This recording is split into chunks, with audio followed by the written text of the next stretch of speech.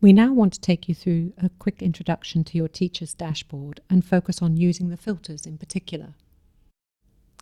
As you can see, I'm currently signed into the dashboard and I'm looking at my class, but I'm not seeing the exercises that I know my learners have been working on. However, if you look to the right-hand side, you can see the data selected only reflects the learner activity on 8 sections across 8 chapters in grades 8 to 10 on the 20th of November. I therefore need to change this. This then allows me to select or deselect various chapters and sections across all grades.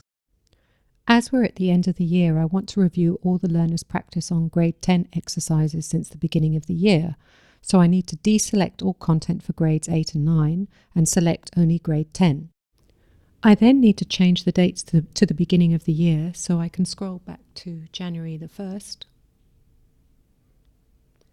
and run it to today's date.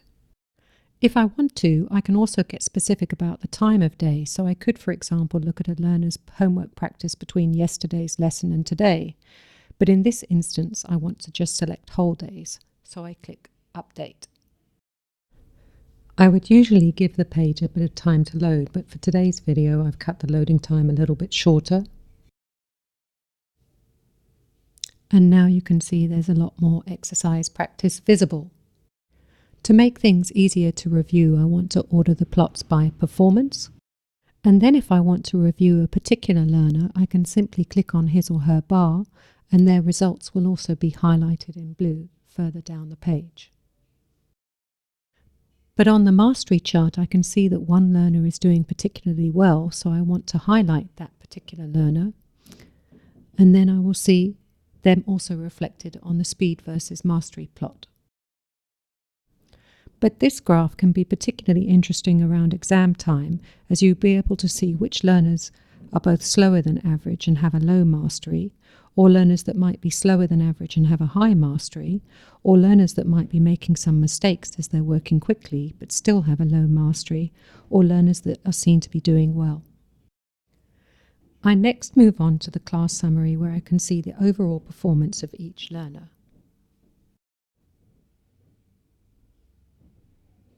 If I scroll further down the page, I can see the highlighted students' details as well. In this instance, I'm reviewing Eric's report card. I can see he's done well at functions and analytical geometry.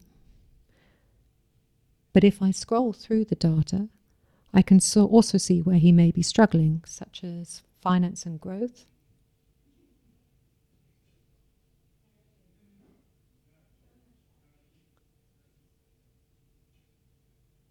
and also possibly equations and inequalities. But that's not it to the dashboard, as if I scroll down further, I come to the exercise summary, which reflects on the entire class's performance. At the top are questions that learners have got most frequently right, such as this question, which has been attempted quite a few times and mostly answered correctly. If I click on View, I can see the question template itself.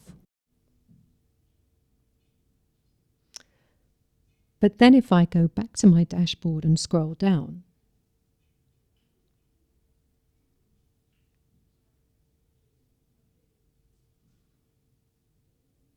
and scroll a bit further down, I can see which questions my learners struggled most with. If I was reviewing this dashboard in class, I could then click on View and work through the question itself with my learners. If, after reviewing the question, I'm still unsure about the formatting and how to type my response, I simply click on Help, how should I type my answer, where detailed instructions are provided. So after working out my calculations on paper, I then need to type in my answer.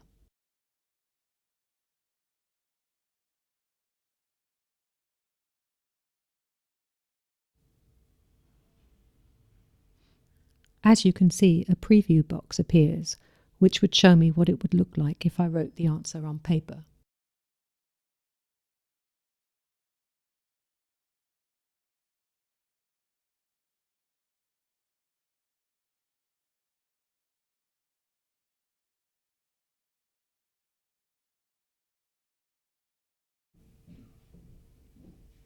When I'm happy with the answer, I just need to click on Check Answer.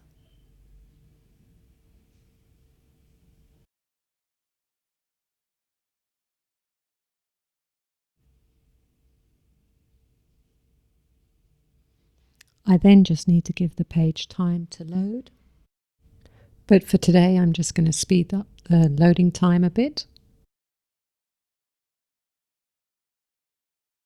I then have the option of continuing with this question itself or returning to my dashboard and finding another question that the learners struggled with. But this, in short, is a quick introduction to your teacher dashboard. For more information about actually practicing on the platform, please refer to our other videos. Thanks for watching.